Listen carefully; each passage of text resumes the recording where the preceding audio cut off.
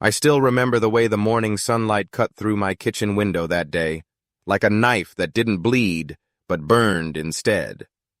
My coffee had gone cold long before the letter arrived. It wasn't an invitation.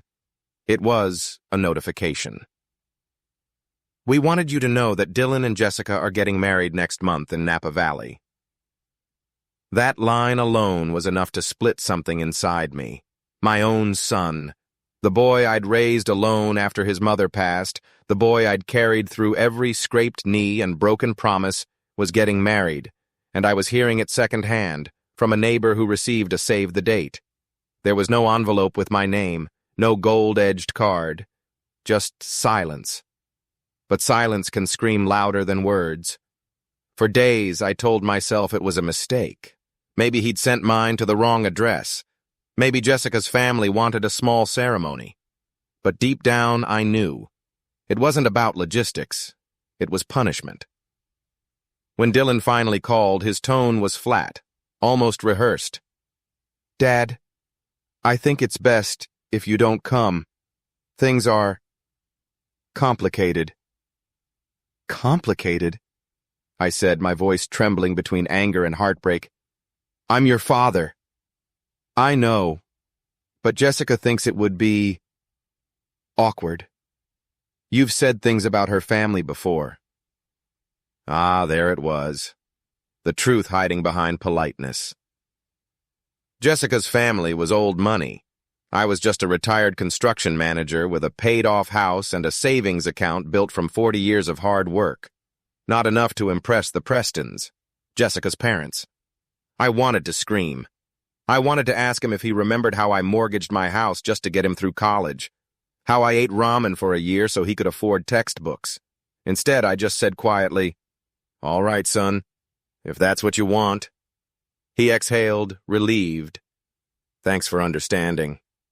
I didn't understand, but I let him believe I did. The wedding came and went without me. No photos, no calls, no updates. Just an empty house that still smelled like his childhood cologne. Then, 3 weeks later, a letter arrived in a crisp white envelope. Inside wasn't an apology or a thank you card. It was a bill. Wedding expenses, $128,000. Honeymoon package, $62,000. Total. Due, $190,000. Since you've always supported Dylan financially, we appreciate your continued help with this new chapter of his life. No signature, no emotion, just entitlement.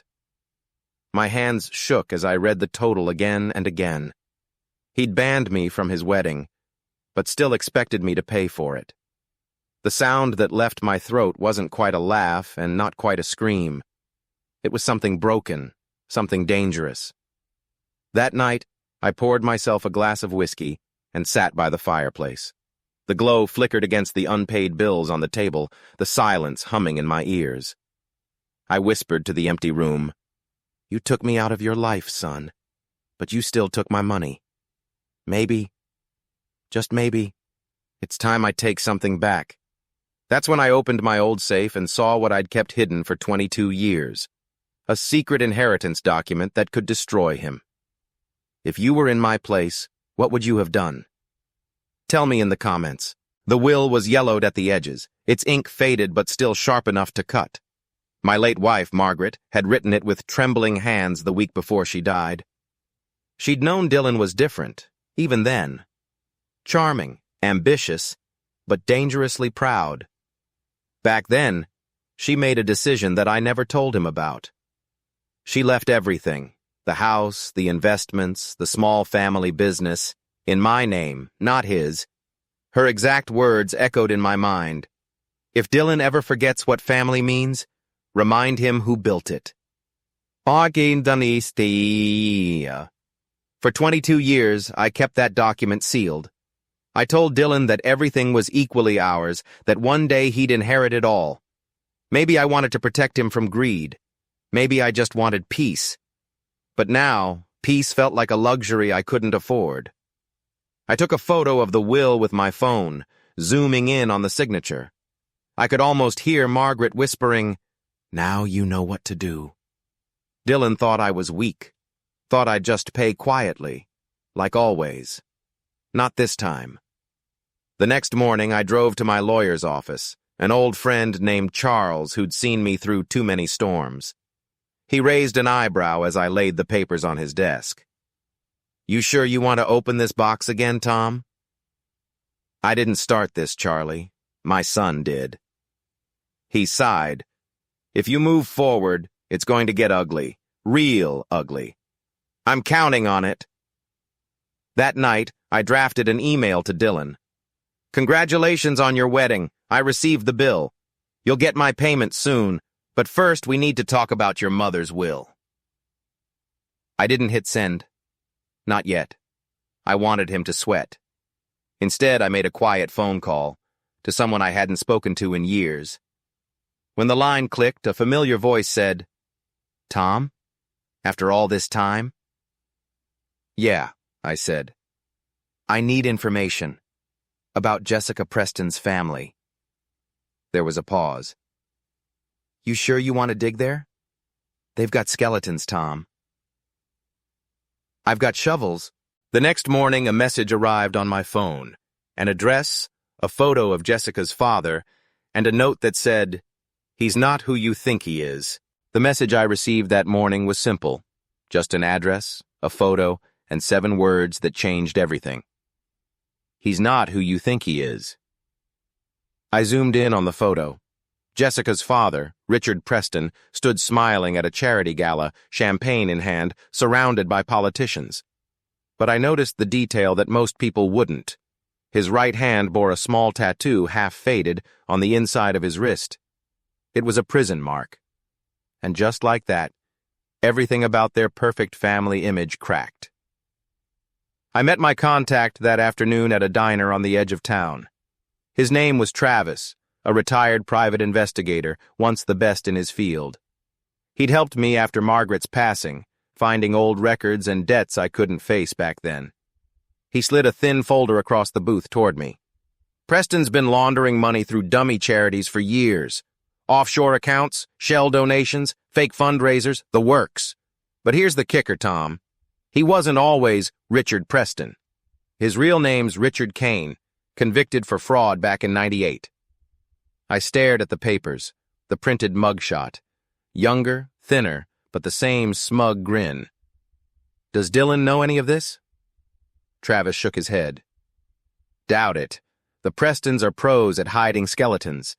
But if you expose him, the whole thing collapses."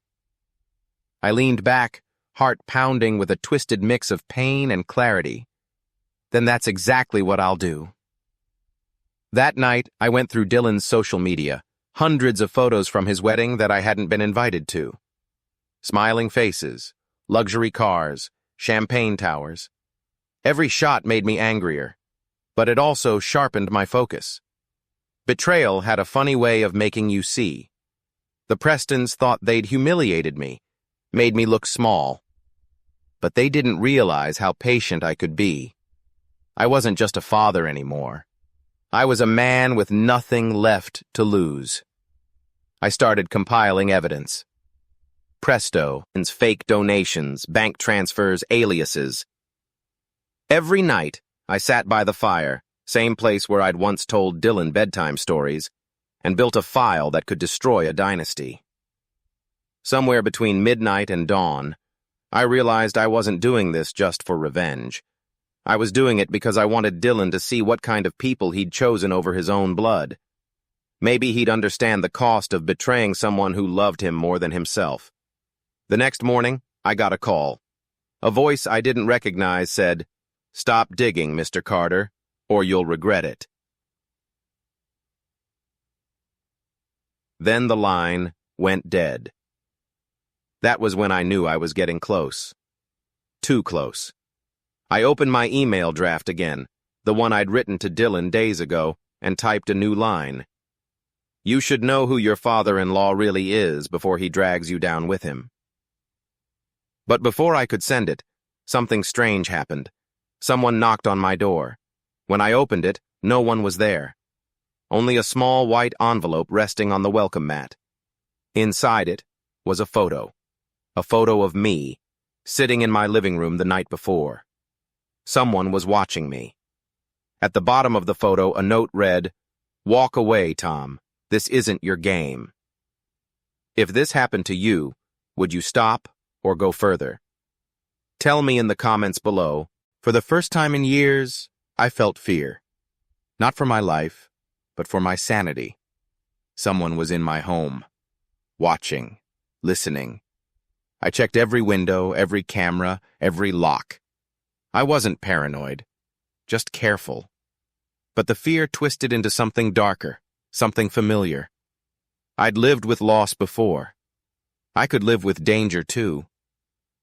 That night I turned all the lights off and waited by the window, listening. The hum of the refrigerator, the ticking of the old clock.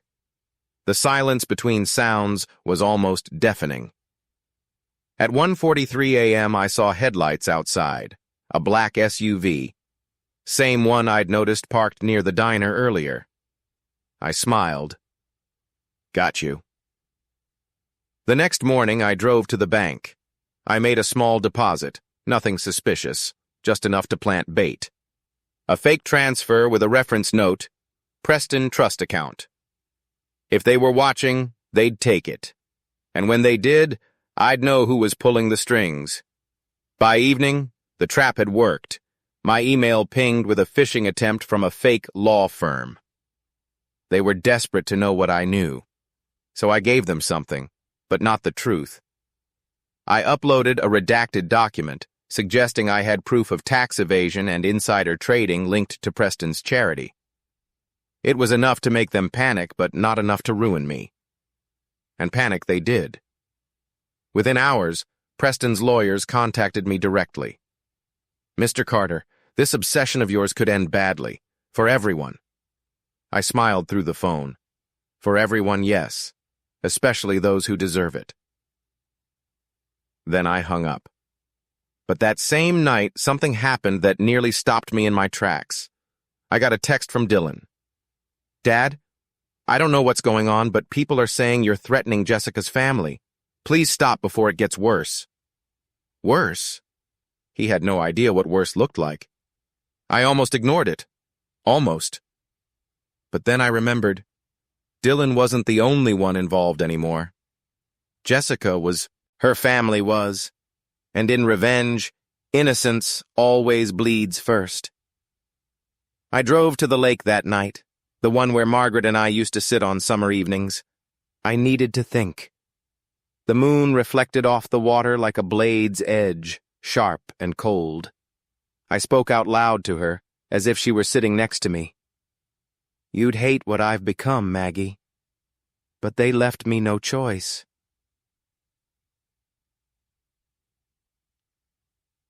The breeze didn't answer, but I swear the water rippled, as if it understood. When I got home, my security camera app showed movement in my driveway. It was Dylan, standing there, hesitant, alone. I watched him through the feed. He didn't knock. He just left something on the porch. When I opened the door, I saw a wedding photo. He and Jessica, smiling in the vineyard. But on the back, in shaky handwriting, he'd written, "I think I made a mistake." I stared at the picture for a long time, my heartbeat steady, but heavy. He finally saw it. The cracks, the lies, the truth creeping through his perfect life. But it was too late. The fire was already burning. The next morning, Preston's face appeared on the news. FBI investigation underway. Fraud, laundering, tax evasion, and the first name on the report's whistleblower list? Mine. Don't forget to subscribe if you're following this story, because from here on, every truth burns hotter than the last. The news broke at dawn. My phone buzzed non-stop. Calls, messages, notifications, all pointing to one headline that froze my blood. Richard Preston under federal investigation. Family and associates questioned. And right beneath it, my name, Thomas Carter, source of anonymous financial evidence, So much for anonymous. I stood by the window as sirens echoed in the distance. The small town that once ignored me suddenly had eyes everywhere. Neighbors stared, reporters parked their vans across the street, and in the middle of it all, my revenge, years of quiet resentment, had finally found a voice. But I didn't feel triumphant. I felt hollow. When I opened the door that morning, the knock I'd been waiting for finally came. 3 men in dark suits, badges flashing. "Mr. Carter, we need to ask you some questions." I invited them in. Calm. Collected. Almost too calm. Agent Harris, the lead, spoke first. "You submitted evidence about Richard Preston's charities. We need to confirm its source."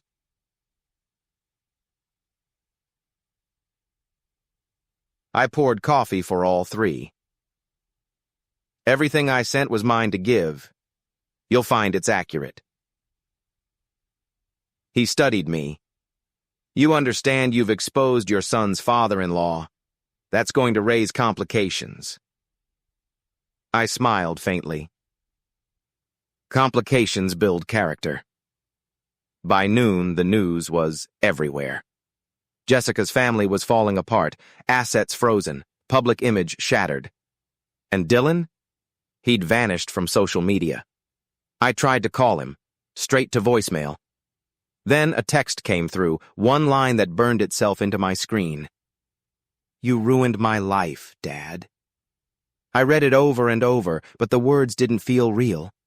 I wanted to scream, tell him that I was protecting him, that the Prestons had used him, manipulated him, twisted him into their puppet. But that's not what he'd see. He'd only see a father who'd set fire to everything. That night I couldn't sleep. The house creaked like it was alive, whispering memories I didn't want to hear. Margaret's photo on the mantel seemed to look at me with silent disappointment. "You wanted justice," I muttered. "Now you've got it." But justice had turned to ashes in my mouth. The next morning I found another envelope in my mailbox. No stamp, no name. Inside was a printed photo. Dylan, sitting outside a cafe talking to a man in a dark car. On the back, a handwritten note, "Your son's next." The coffee slipped from my hand. It wasn't just about the Prestons anymore. Someone had turned the game toward me. As I stared out the window, a black SUV pulled up across the street. The same one I'd seen before. And this time, Dylan stepped out of it. If your own child sided with your enemy, what would you do? Tell me in the comments. He didn't knock. He didn't smile. He just stood there on my porch looking older, harder, colder than I'd ever seen him. "We need to talk," he said.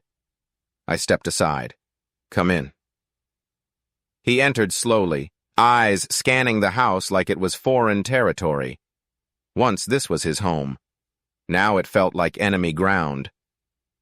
We sat opposite each other, the air thick with years of unspoken pain. "You gave the FBI information about Jessica's father," he said quietly. I nodded. He deserved it. "You destroyed them, their companies, their charities, everything. You don't even know what you've started."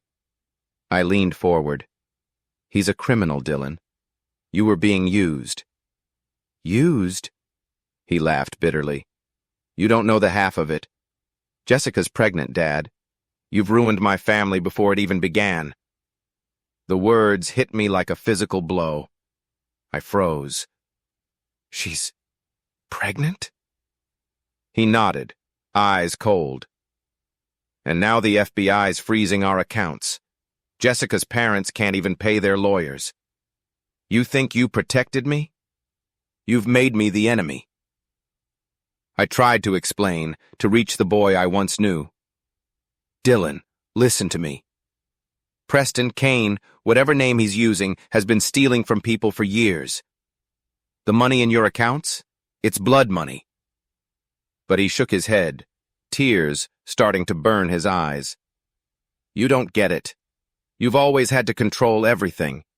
Even after Mom died, you kept secrets, lied to me about her will, treated me like a child. Maybe Jessica's family wasn't perfect, but at least they treated me like I mattered. That one sentence shattered me. All my sacrifices, all my sleepless nights, all my quiet love. And that's what he saw. A controlling father. I got up, walked to the fireplace, and took the will from its folder. The paper that started all this. I held it out to him. Here. You want the truth? This is your mother's handwriting. She left everything to me because she was afraid of what money would do to you. He hesitated, then snatched the paper, scanning it in disbelief. You're lying. Am I? Look at the date. Look at her signature. He stared at it, his hands shaking. The silence stretched between us until I thought it might choke me. Finally, he whispered, So all this time, you thought I'd turn out like him? No, I said softly. I was afraid you'd turn out like me. He stood up suddenly, his chair scraping the floor. I don't know who you are anymore, Dad. Neither do I said. He left without another word, slamming the door hard enough to make the walls tremble. That night, I sat alone, the will still lying open on the table. Outside, thunder rolled across the valley, loud, violent, endless. I poured another drink, the amber liquid catching the flash of lightning through the window. You were right, Maggie, I whispered. Revenge doesn't build anything. It only burns. But before I could sink into that thought, my phone buzzed again. A text. Unknown number. You think you're done, Tom? The Prestons aren't the only ones you exposed. You'll pay too. Then another message. A photo. Of my house taken from outside. Headlights flared through the blinds. Someone was pulling into my driveway again. But this time, it wasn't Dylan. It was two men in suits, stepping out with purpose, and one of them was holding a warrant. They didn't come in shouting or flashing guns. They came in quietly, and that was somehow worse. Two agents. Same kind of suits, same measured tone. But the energy in the room was different. I wasn't a source anymore. I was a suspect.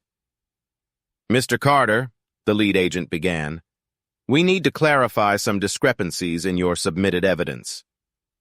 I sat at my table, hands clasped, heart thudding like a slow drum. What kind of discrepancies? Bank records, transfers from your account to a company that doesn't seem to exist. Eastvale Holdings. Care to explain? My stomach tightened. Eastvale. That name hadn't crossed my mind in 20 years. It was Margaret's old investment company, the one we started together before she got sick. After her death, I'd closed it, or thought I had. That company hasn't been active since my wife died, I said.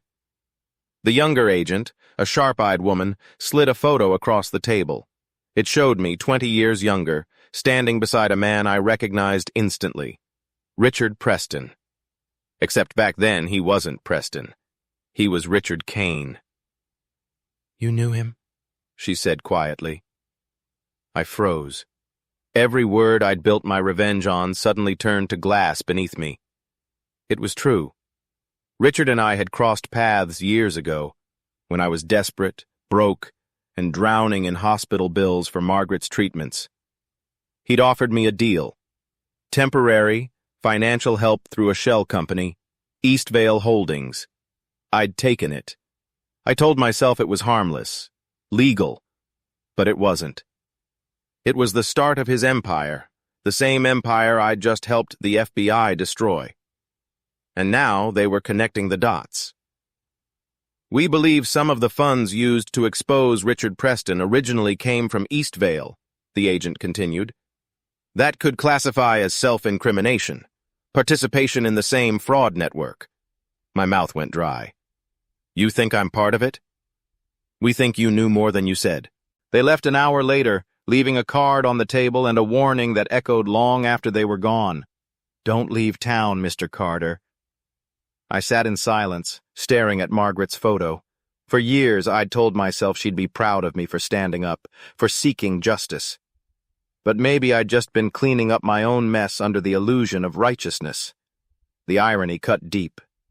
I'd built my revenge on truth, but that truth was poisoned from the start. That night I got a call. No number, just a voice. Low, familiar. "You thought you could bury me twice, Tom?" My breath caught. "Richard? You should have stayed quiet. You and I both know where Eastvale started. Keep digging, and I'll make sure your son learns the full story, how his perfect father paid for his mother's treatments with dirty money." The line went dead. I stared into the darkness of my living room, heart pounding like thunder. For the first time in this war, I realized something terrifying. Richard Preston wasn't the only man capable of revenge. Outside, headlights flashed through my window again, but this time a shadow stood closer, watching, unmoving.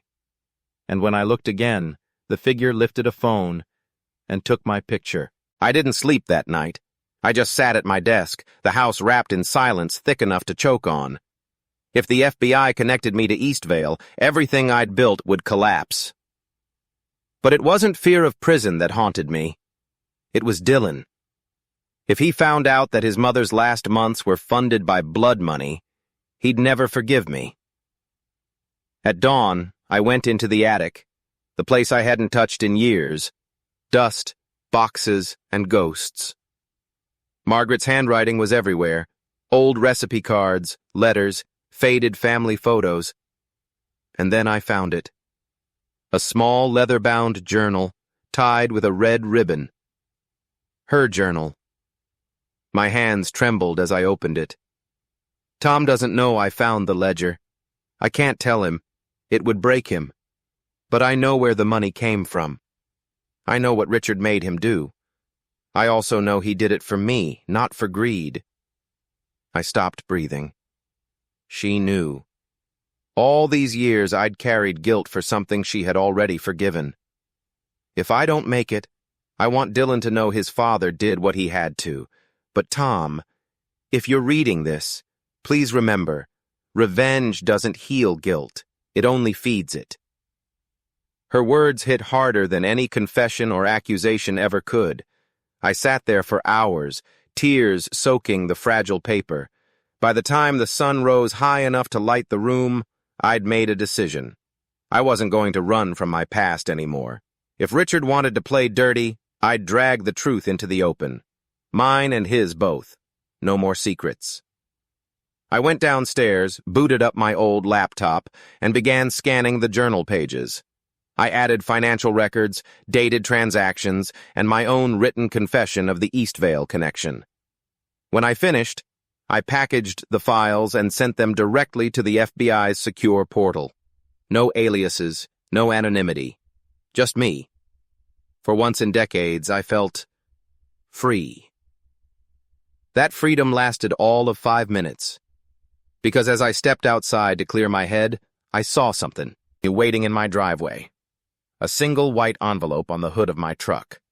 Inside was a printed email. My confession. Someone had intercepted it before it reached the FBI. At the bottom of the page, in red ink, were 4 chilling words. "Too late, old man." I ran back inside, checking my laptop. Dead screen. Wiped clean. Everything gone. The files, the journal scans, even my backups. All erased. Richard had been 1 step ahead. Again. I sat in the dark, feeling the weight of defeat settle like dust. Margaret's words echoed in my head. Revenge doesn't heal guilt. Maybe she was right. Maybe this wasn't about revenge anymore. Maybe this was about finally ending something that started decades ago. I called Dylan. No answer. Called again. Straight to voicemail. So I left a message. My voice cracked, but I didn't care. "Son, I know you don't trust me. You have every reason not to. But before this ends, I need you to know. Your mother knew everything, and she still loved us. No matter what happens next, remember that. I hung up and looked at my reflection in the window. Tired, older, broken. A man chasing ghosts he'd created himself. Then through the glass, I saw something impossible. My son's car pulling into the driveway. And behind him, another car following close, headlights off. The sky over the vineyard estate was painted gold, and laughter floated through the air like champagne bubbles. Daniel looked every inch the perfect groom, charming, handsome, rich. But none of them knew the truth. Every single thing there was about to turn against him. I wasn't invited, of course, but I didn't need an invitation to something I paid for. The man at the security gate had no idea who I was. A quick flash of an old investor badge from my construction firm and a few confident words, and I was through. Sometimes revenge doesn't need violence, just presence. Inside, I watched as Daniel and his fiancée, Amelia, twirled on the dance floor, oblivious to the storm brewing behind my calm eyes. She looked radiant, but something about her gaze lingered too long on my lawyer, who I'd quietly invited as my +1. "Dad, what are you doing here?" Daniel hissed when he finally noticed me. His smile faltered mid-photo.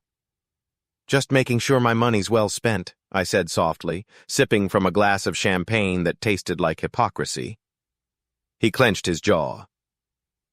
"You're not welcome here." "I wasn't welcome in your childhood either, remember?" I murmured. For a moment, something flickered in his eyes. Guilt, maybe. Then it was gone. As the night deepened, I moved like a ghost between the guests, whispering a truth here, planting a doubt there. I told one bridesmaid that Daniel's accounts were under investigation. I told Amelia's mother that her daughter had signed a prenup under financial pressure, which she had. By the time the cake was cut, whispers had turned into ripples. When Amelia looked at Daniel, I could see it. The first crack in the perfection. If you were in my place, watching your own son destroy your legacy, would you have stayed silent? Tell me in the comments. Then, right as the first dance ended, my lawyer leaned in and said quietly, "It's done." The assets transfer went through. Daniel's smile froze as the event planner whispered something in his ear. His father, the man he banned, had just legally bought the venue he was standing in, and when he looked up, I raised my glass to him. "Cheers, son. This place has my name on the deed now." The music stopped. The silence was delicious. Amelia dropped her bouquet, staring at me like she'd just seen a ghost. "Wait," she whispered. "You're his father." When the news broke about Daniel's arrest, the neighborhood turned into a theater of whispers. Cameras flashed, reporters camped outside my gate, and the headlines screamed, "Son sues father, loses fortune, and freedom." But I didn't feel victorious, not even close. Revenge isn't a clean thing. It's muddy, heavy, and it sticks to your soul. That night, as the rain hit the window, I sat in Daniel's old room, the one with faded posters and his childhood baseball glove. I ran my fingers across his desk. Still etched in the wood were the words, "For Dad, my hero." It broke me, completely, because behind every monster we create, there's a moment we could have saved them. And I missed mine. The next morning, Claire showed up. She wasn't wearing the elegant dresses anymore, just a plain coat and trembling hands. "I didn't know it would go this far," she whispered. "You knew," I said quietly. "You just didn't care. Until the money stopped." She looked down. "He's our son." "Was," I said. "The boy I raised died when greed took his place." She reached out to touch my hand, but I pulled away. "Don't. I warned you both. You wanted a kingdom built on lies, and now it's ash." Weeks passed. The estate was silent, empty. The lawyers handled what was left, the properties, the shares, the debts. I gave most of it away, to charities, hospitals, schools. I didn't want the weight of it anymore. Because revenge may fill your pockets, but it empties your heart. I kept one thing, a letter Daniel wrote me at 12 years old. Dad, when I grow up, I want to be just like you, brave, strong, and kind. You always say family is forever. I believe that too. Those words, they tore through me more than any courtroom ever could. I visited him in prison once. He didn't look at me when they brought him in. His eyes were hollow, his face thinner, but that arrogance, that pride, it was gone. "Yeah, I guess you won," he muttered. "No," I said softly. "We both lost." He looked up finally, tears in his eyes. "Why didn't you stop me?" "Because you were already gone, son. You stopped hearing me long before I stopped speaking." We sat in silence for a long time. When I stood to leave, he said, "Do you hate me?" I paused at the door. "No.